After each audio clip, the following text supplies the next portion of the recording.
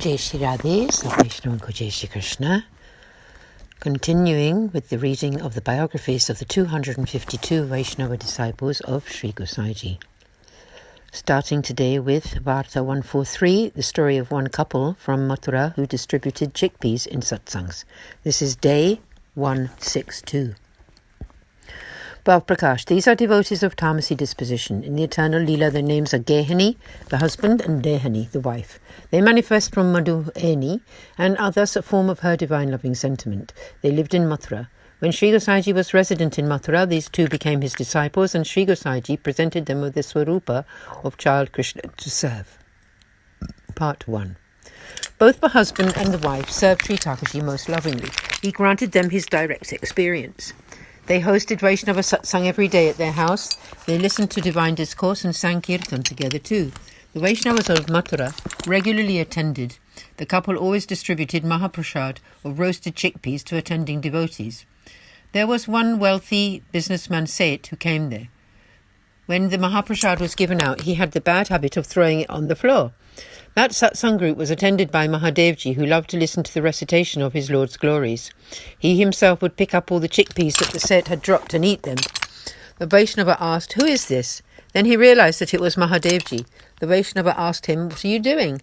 Mahadevji replied, "That Seth dropped the Mahaprasad on the floor, so I'm picking it up. He always does like this." The Vaishnava, who was a Kshatriya, then asked the Seth, "Why do you always disrespect this Mahaprasad?" Mahadevji tells me that you do, so why are you telling lies?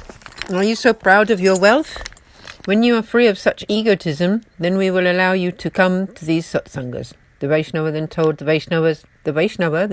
the Vaishnavas that they should no longer greet the Seth with the Lord's name. The Seth went to Gokul from Mathura. He thought to himself, "I shall supplicate Sri Gosaiji and then I will be able to go to the satsangas." He approached Sri Gosaiji and prostrated before him. Sri Gosaiji turned his back on him. The Seth implored, "Oh great Maharaj, the Vaishnava group has thrown me out and you are turning your back on me.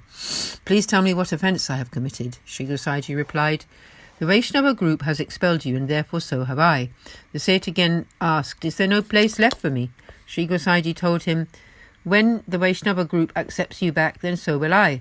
The Seth returned to Mathura. Not long after, he lost all his wealth. He was forced to become humble. He approached the Vaishnavas and said, "I have lost all my wealth. I have given up my egotistical ways. Please accept me back into your Vaishnava satsangs." The Vaishnavas asked him, "Will you continue to disrespect the Mahaprasad?" The Seth put his hands together and supplicated, "I shall never ever do that again. I am suffering the results of such disrespect now. Please will you now bless me by greeting me with Jai Shri Krishna? Please also give me permission to attend the satsangs again." The Vaishnavas felt sorry for him, greeted him back with the Lord's name, and invited him back into the satsang. They told him to never again disrespect the Mahaprasad, and he promised never to do so again. In this way, it is clear that Vaishnavas should always be very cautious, never to show any kind of disrespect. Never to show any kind of disrespect for Mahaprasad. Thereafter, he regularly attended the Vaishnava satsangas. He listened to the divine discourses. The Vaishnavas were all pleased with him, and he went to Gokul and bowed to Sri Gosaiji, who was very pleased with him. He announced, "When the Vaishnavas are happy, then so am I." The Seth lived on in Mathura, served the Lord, and regularly attended the satsangs. Bhav Prakash. The moral of this story is that one should realize that the beloved Lord himself is invested in the meeting of Vaishnavas. When one attends such meetings, one should humbly and respectfully listen to the divine discourse. Soon the Lord will shower his grace. Pride of one's wealth is a great obstruction to devotion. When the Lord grants his particular grace to anyone, he takes away their wealth and in this manner destroys their pride. When a Vaishnava has wealth, they should never be proud about it. Thus concludes Varta 143, the story of the couple from Mathura, the Seth and the Kshatriya Vaishnava who were the recipients of Sri Gosaiji's great grace and accomplished Vaishnavas. There is really no end to their tale. Next story, very interesting. Varta 144, the story of one old lady who refuted death 8 times, Bhav Prakash. This is a devotee of Rajasi disposition. In the eternal Leela, her name is Abhyapurna, who manifests from Madhueni and is thus a form of her divine loving sentiment. Part 1. The old lady lived in Rajnagar. when Sri Gosaiji had come to Rajnagar, many divine souls became Vaishnavas. She also became his disciple. The old lady had a swarupa of child Krishna. She was widowed at a very young age and thus spent her whole life in Sri Thakurji's Seva.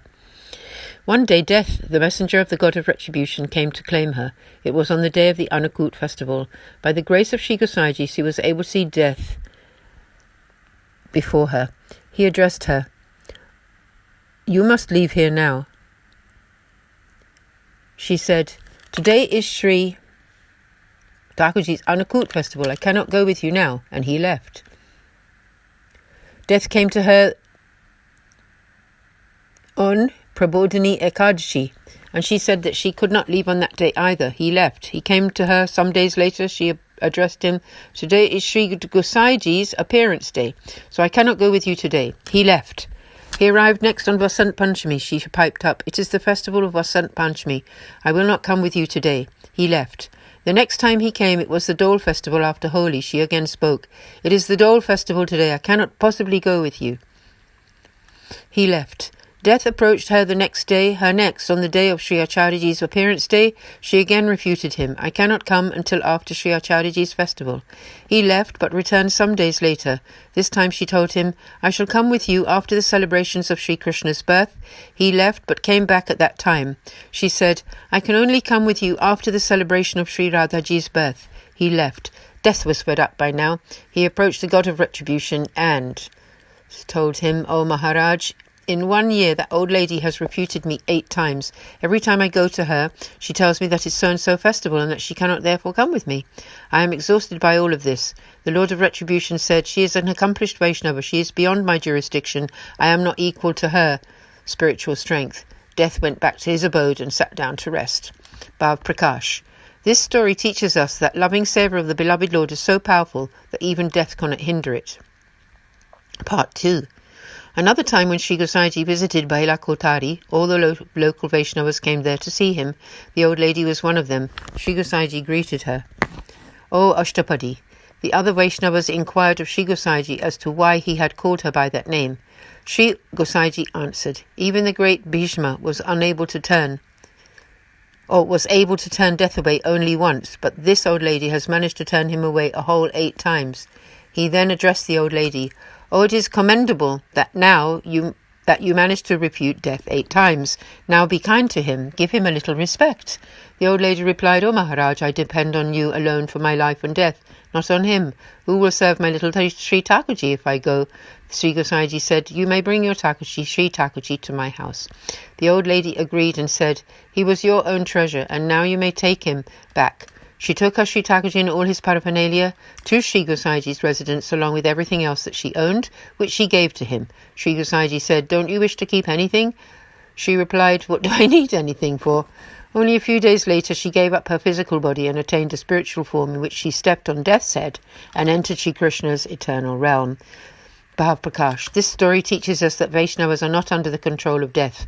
Gopal Das Ji sang, "Chitragupta tears up the life plan of all those who take shelter in Sri Gosaiji and Sri Mahaprabhuji." Chitragupta is the scribe of the god of retribution who writes every creature's fate on paper. In other words, death itself fears those souls who have taken refuge in Sri Acharyaji and Sri Gosaiji. Thus concludes Varta 144, the story of the old lady who refuted death 8 times. She was the recipient of Sri Gosaiji's great grace and an accomplished Vaishnava. There is no end to her tale. We will pause the readings today here at the conclusion of Varta 144. Aaj ke Anand ki jai, sab Vaishnavan ko Jai Shri Krishna, Jai Jai Shri Radhe.